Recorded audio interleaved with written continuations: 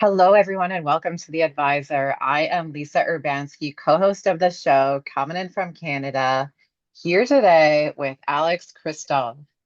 So imagine having everything, career, love, and a fulfilling life, only to have it all come crashing down. So after years of failed medical diagnosis, today's guest found himself bedridden for 5 years, his confidence shattered, and his hope nearly gone. But instead of giving up, he did something remarkable. So through cognitive reframing and the precision of an engineer's mind, he rewired his thinking, diagnosed himself, and designed his own recovery program. So he didn't just get his life back, he built an entirely new version of himself. Now, with unshakable confidence, he is helping others do the same. So get ready for an incredible conversation. The last time Alex was on the show, he talked about resilience. He's got a website called superself.me. And today he's going to introduce the topic of accomplishments being a core part of confidence. And he's going to give us some simple exercises too on that topic. So welcome back to the show, Alex. How are you? I'm good. How are you? I'm fantastic. Yeah, we were just talking about how far apart we are from each other. You're where Very far. again? Where again are you? Atlanta. Atlanta to Yep. Winnipeg. So I wonder how many kilometers that would be. 300? No, I don't know. I'm being silly, obviously. I'm guessing it's several thousand. Yes, I'm so bad at directions. That's not my It's strong point. about 700 miles to Detroit. I know that. Okay. Okay. Which would be, I don't know, 1,300 kilometers or 15, something like that. Okay. So maybe 2,000 kilometers to Winnipeg. Fair. Okay. So that'll be a plane right away. Well, it's Yep. nice to see you today. Thanks for You being as on the well. show. Thanks for having me. So what are we talking about today? You're going to give us some exercises, but what are we talking about? What's the subject? And do you want to maybe introduce yourself? So it's not Sure. so formal. Tell us who you are. I am Alex Hristov. I'm a former engineer. I have two bachelor's degrees, both in engineering. As per your intro, I went through roughly a decade of doctor's visits for a bunch of symptoms I had. Um, Eventually, things got so bad I had to stop working. It cost me my marriage. Literally, it cost everything. I ended up moving back to my parents' house and spent half a decade in bed. Mhm. Going through all the terrible things you can imagine: depression, loss, no hope, and on and on and on. So I had to figure out what to do with the situation. And I started coming up with little mental exercises for myself, which sometime later on, as I was reading various medical and psychological journals, I realized that what I was doing was actually a well established method used clinically called cognitive reframing. Mhm. In other words, uh, it's rewiring your brain. Right. Um, so there are a lot of cool, simple exercises. There are a lot of ways to kind of hack your brain to how do I say it? It's all about changing your perspective ultimately. And that's what I wanted to do today is I wanted to give listeners and viewers a couple of quick exercises they can do to boost their confidence. Mm. If they're facing something, a challenge, they're unsure of themselves, whatever it may be, if you need a boost of confidence.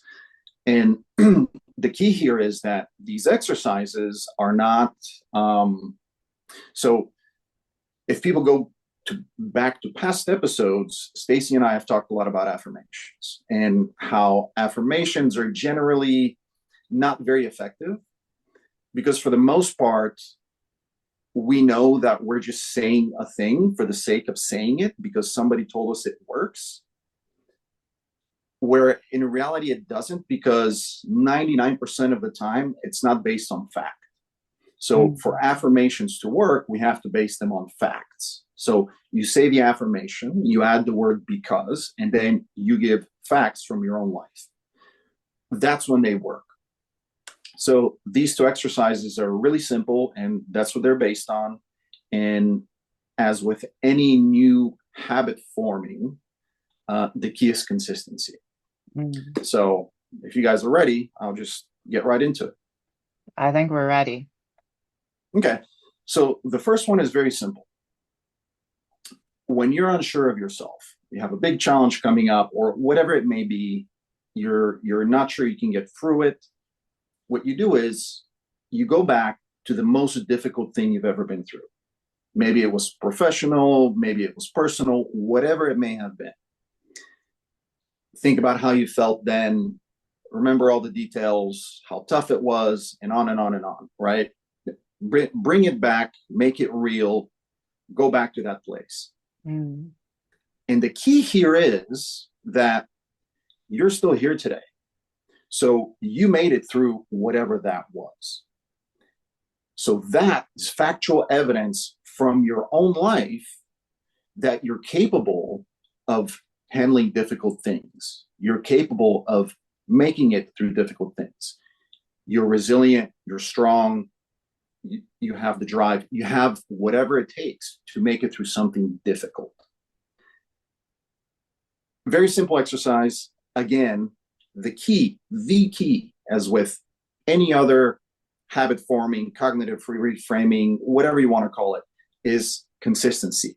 Whenever you feel unsure, go back to that and remind yourself, hang on a second, I made it through that. Well, if I can make it through that, I can make it through this. It doesn't mean it's going to be easier. It doesn't mean it's not going to suck. Maybe it'll be horrible. Who knows? But the point is, you have evidence from your own life that you're able to get through whatever that challenge is. So, very simple exercise. Can I ask you a personal one, question? Are you sure. open to sharing with the audience what that difficult time is for you? What experience do you go back in time on to tap into when you're going through a challenge?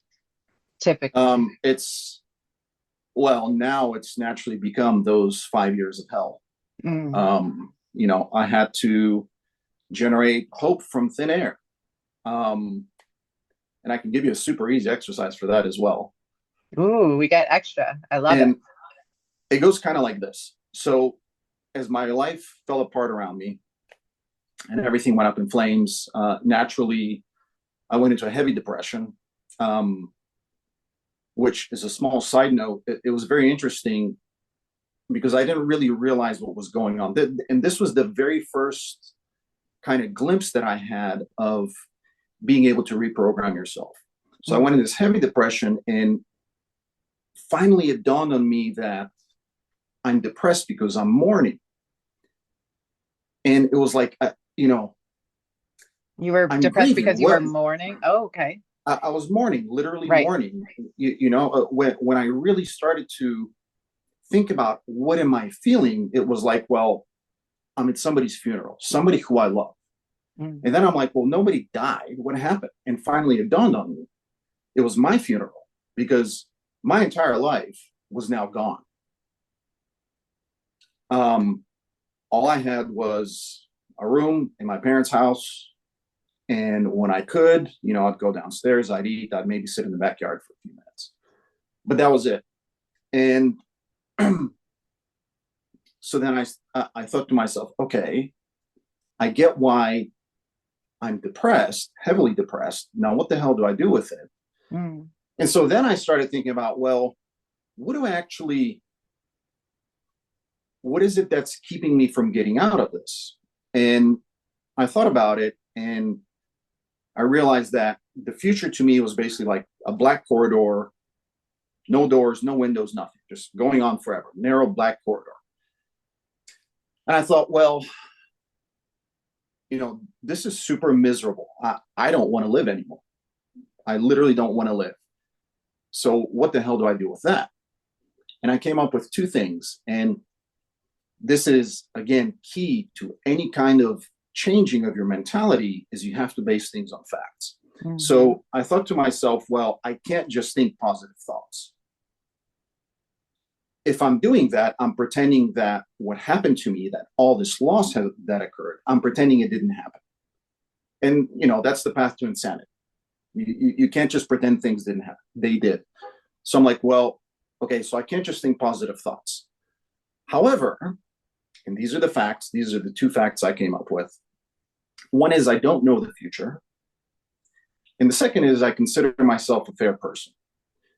So then I owe it to myself to be fair to myself, which means that since I don't know the future, randomly, I'm guessing it'll be 50-50, good or bad.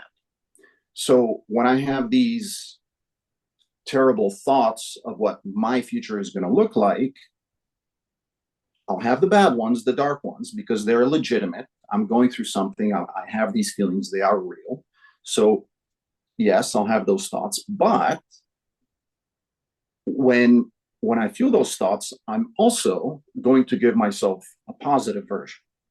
And in my head, it was relatively simple. I was thinking about what's the opposite of dark corridor. Well, it's a sunny field, grass, trees, whatever. And so I made this a regular thing where when I saw the dark corridor, I would go, hold on, I owe it to myself to see the other version. And a very interesting thing started happening, which is the time that the dark corridor took started becoming smaller in terms of like thinking about it. And then the time I spent thinking about the good version started becoming bigger until it got to the point where as soon as I had an inkling of those dark thoughts coming, I would simply go, you know what? I'm not interested. I'm focusing on this other thing. So again, that was kind of like my intro, my mind-blowing moment of how you can reprogram yourself. I mean, I literally got myself out of depression with nothing but,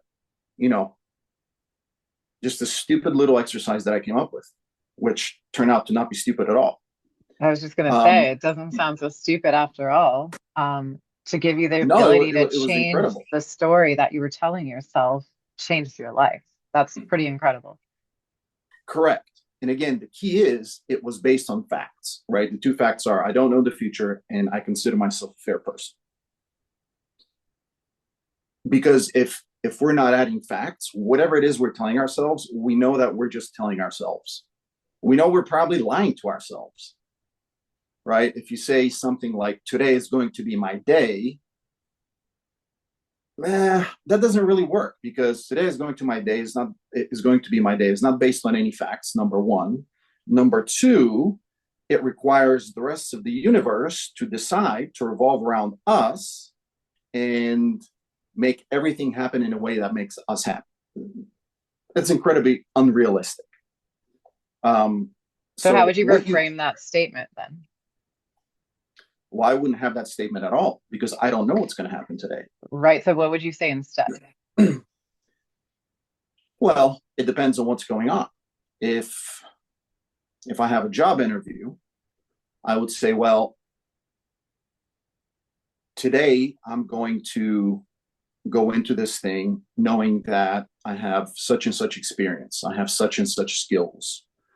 I've worked on such and such projects. I've given, such and such demonstrations and on and on and on. In other words, I would give all the factual reasons from my own life of why I'm going to be okay doing this thing.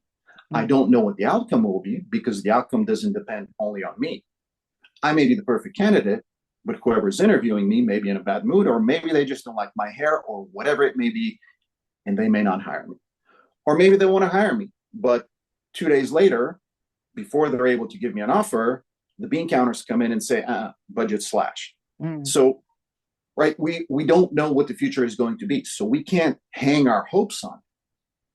What we can do is go into something with the mentality that we're capable of doing this. So we're going to give ourselves a good shot at being successful. And if we're not, so be it. Move on to the next thing. I like that. No expectations, going in with an open mind, and just letting the universe deliver and kind of taking it as it comes. Yeah, and I mean, again, the key is to rely on facts from our own life that, you know, we're going to do well or we're going to do our best. And the rest, it's going to be what it's going to be.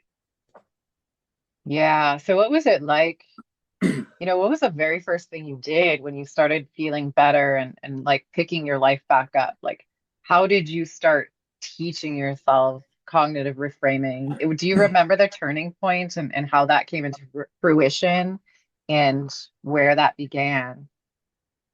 Well, the turning point was what I talked about a couple minutes ago, which was getting out of that depression. Hmm.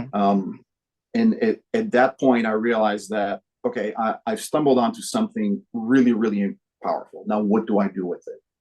Um, Did you learn it from someone? Did you have a mentor? Because I know when you're in a really deep depression, like it's a dark, dark place, right? it's a And dark place.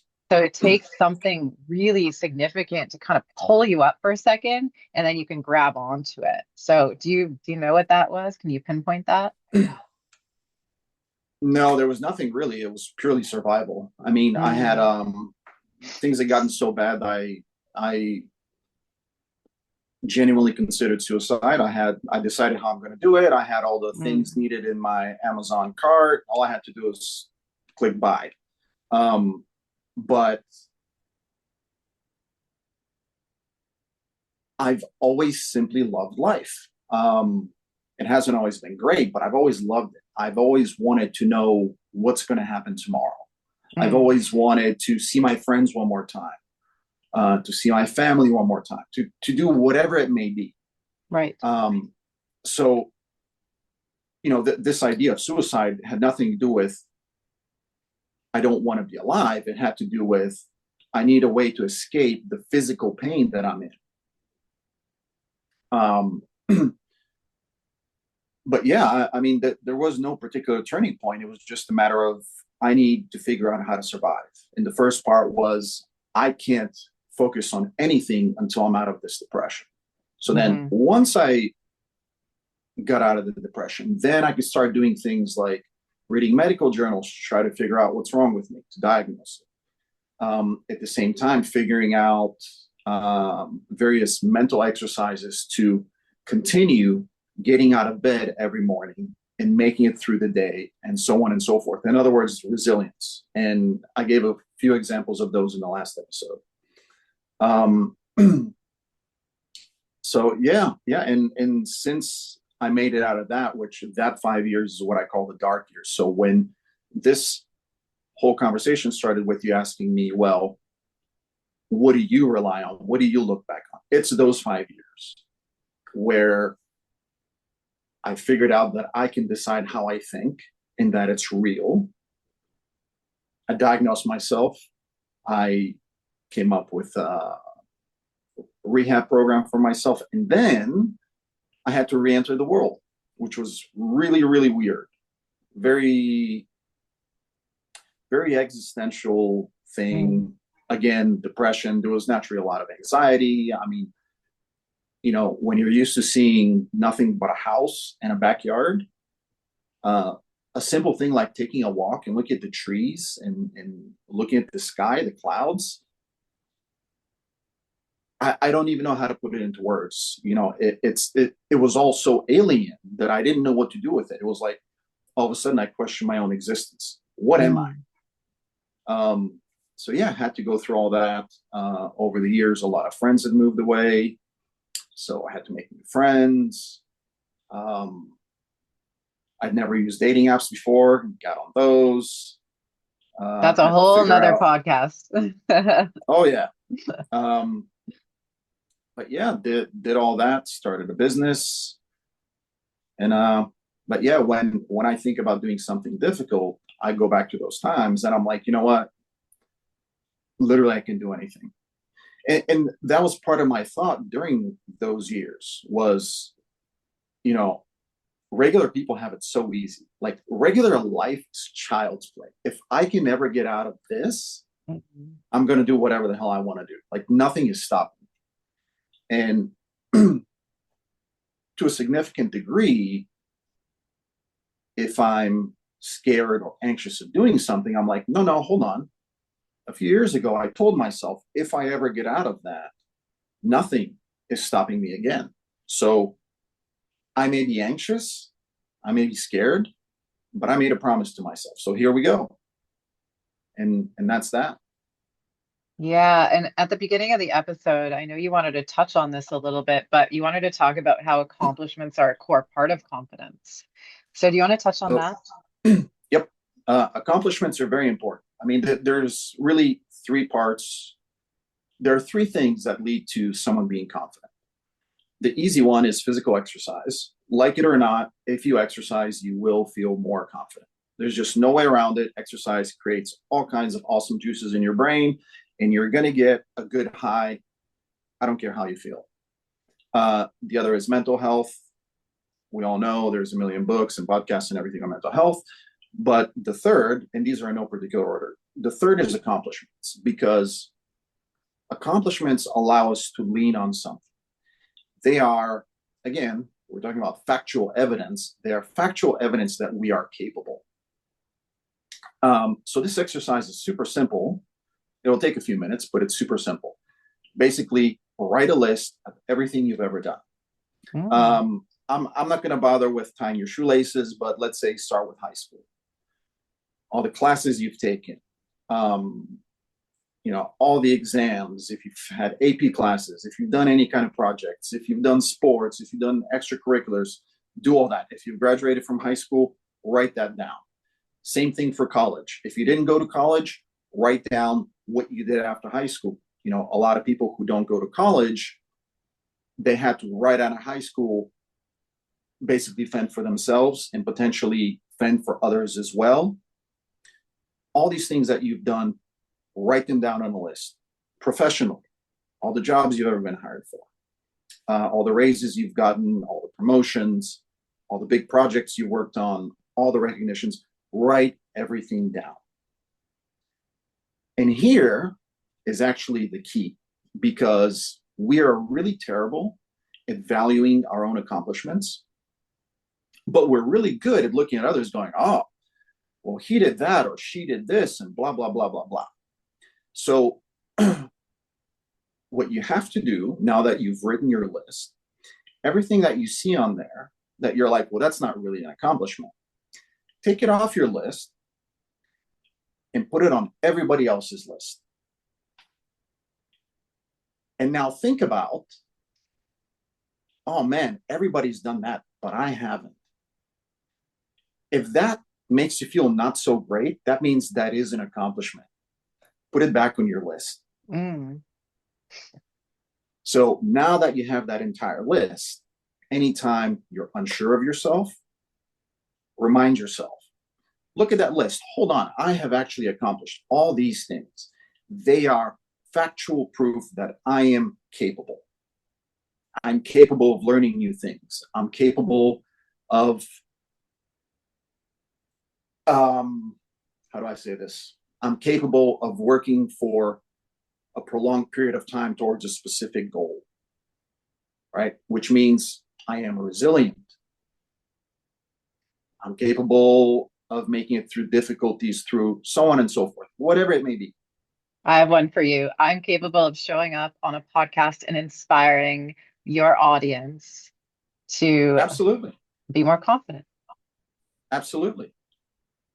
Absolutely. So those two exercises, the most difficult thing you've ever been through and the accomplishments, do those regularly.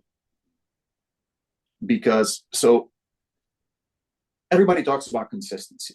Mm-hmm. So I'm going to tell people exactly why consistency matters. And it has to do with the way the brain works. So if you imagine that the brain, I wish I could draw on this screen, but I can't. And anyway, Oh, you some need a people are just whiteboard listening to behind you this. for the next episode. Well, I have a whiteboard, but a lot of people are simply listening to this rather than watching it. That's true. Let's give them a visual. Let me try to describe it. Imagine the brain is an endless reservoir of water. Now, if one day Okay, I'll take kind of like the classic thing, which is people tell you you're not good enough. So as you're growing up, people tell you you're not good enough. So one day you say, I'm not good enough. What you've just done is created a tiny little stream from one point to another. So these are neural pathways. You've created that tiny little stream.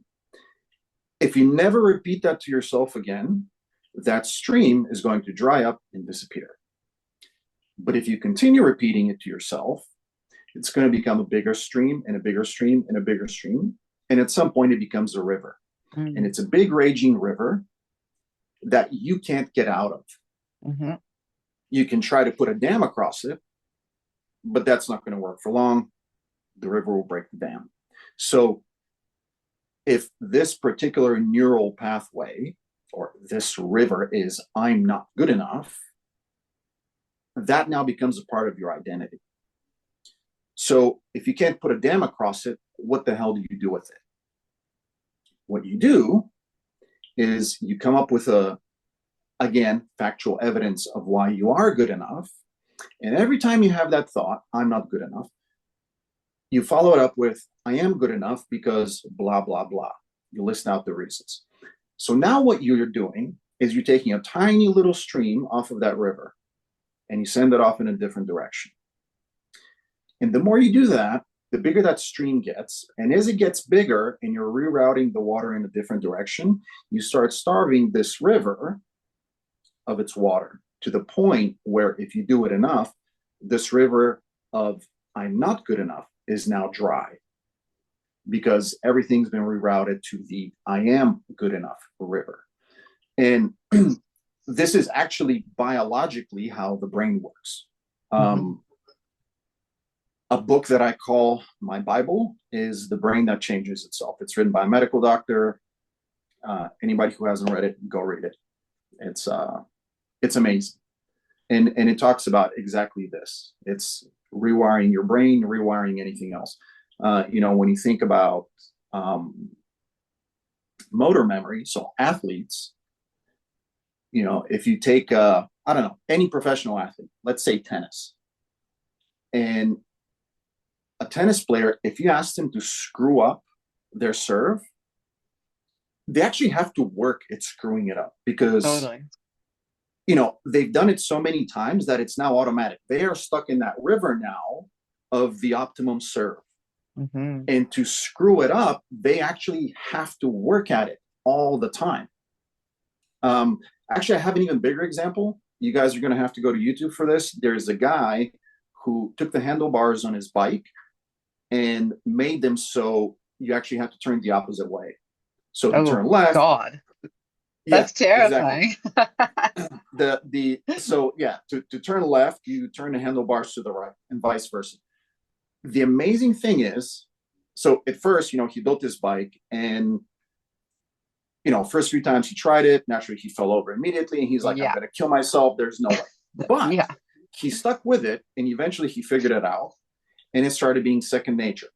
Okay, this all sounds fine, right? You practice something, you become good at it. Now here's the plot twist, which is once he figured out how to ride this bike, he said, okay, I've proven you can do it. So now I'm going to go back to a normal bike. And he couldn't do it because Wow. he had rewired his brain.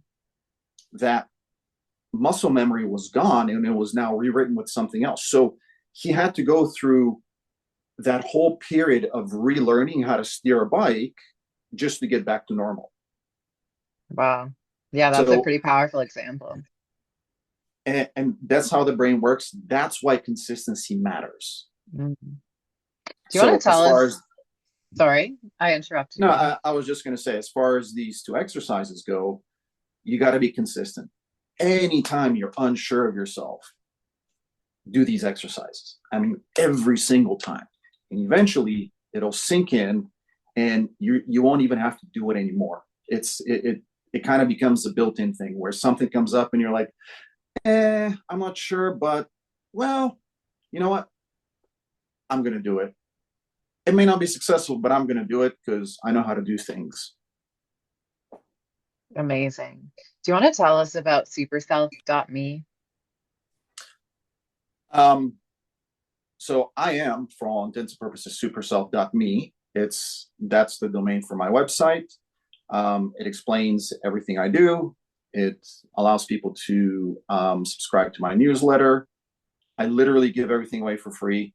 Everything's in the newsletter. I'm constantly adding new things to the newsletter. If you don't want to read the newsletter, there's a blog section.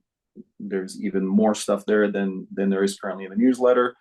And also, that's where you would go if you're looking for help with confidence or forming positive habits. That's where you would go to book an appointment with me. We'll chat. If we decide we're a good fit, then you can hire me. Amazing, amazing. Now, before we wrap up for today, do you want to leave our listeners with a last statement or some kind of advice? A last statement. Your mic drop moment, Alex. Um, okay, here's the thing. A lot of us struggle most of our lives to get to something. Now, since we're talking about wellness and whatnot, we'll talk in the context of changing in some kind of positive way, changing some bad habit. And a lot of us fail time and time and time and time again. And I'm here to tell you that that is a normal process, that actually the world is built on that kind of a failure. So the engineers who are listening will understand this right away. For those who aren't engineers, I'm going to tell you how it works. In engineering, there's no such thing as success on the first try. Depending on how big the project is, there may be tens of iterations, there may be hundreds, there may be thousands, meaning there will likely be thousands of failures before success, before the product actually works the way it's intended to do. So if you have failed at something 100, 1,000 times, you know what? You don't know that the next one won't work. Naturally, the key is from every failure, you're trying to learn what you did wrong and you apply it next time. And you just keep doing that. And eventually, those positive changes will happen. I love So that. that's a very long mic drop, but that's what it is. No, you're allowed. It's your mic drop. You can do whatever you want. Well, I love everything you talked about today. And I've been through similar experience in my life where I had to pick myself up again and learn how to live again and almost being reborn. And so as you were Yep. speaking, I was feeling those things in my nervous system. And you're right. You have to keep going, keep trying, repetition, Yep. rewiring, and it's not easy. You just got to keep showing up. Yep. Yep. But, and again, the key always is base what you're doing on facts and be consistent. If you do just those two things, it'll make a world of difference. Thank you, Alex. Thank you so much for being here today. Thanks, Lisa. Do you know what our next episode is going to be like? I have no idea.